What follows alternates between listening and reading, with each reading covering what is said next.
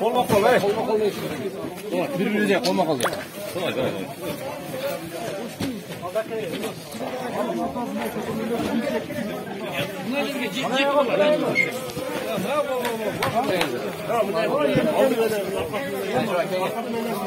Margun ayında turabız.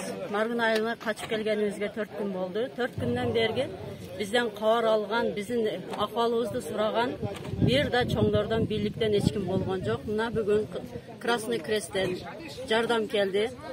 МЧС министри кошо келип, өзү эл менен сүйлөшүп, элдин акыбалын сурап, элге кайрылуу жасап, мына жардамдарын көрсөтүп кетип атат.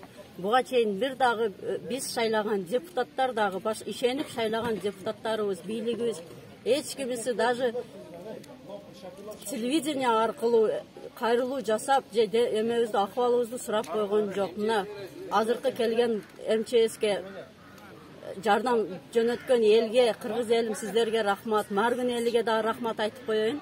Бизди 4 күндөн бери өздөрүнүн тамак ашы менен бөлүшүп, үй жайы менен бөлүшүп, бизди ушунчалык карап багып, жарым түндө келгенибизге карабай үйүнө алып кетип карап отурушат.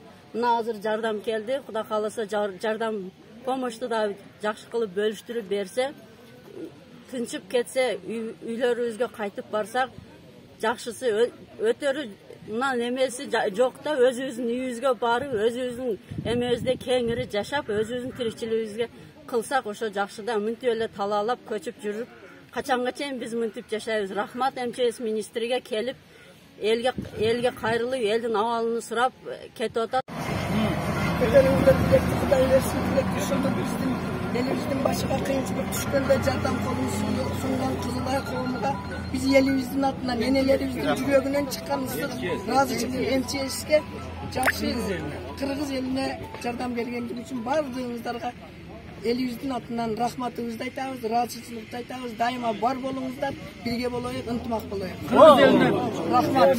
Assalamu alaikum, урматтуу достор. Мына биз келип бул жерде мына Баткен эл менен жолугушуп, мына азыркы күндө мына МЧСтин базасына келип, бул жерде өзүбүз менен чогуу алып келген азык түлүктөрдү келип өткөрүп бердик, аманатты. Мына бул азык түлүктөрдүн бизде демөөрчүлөрү Сузак районундагы Кургубой Мухаммед Ажы кафеси, мына башчысы мына Умар Мухаммед өзү келип отурат бул жерде.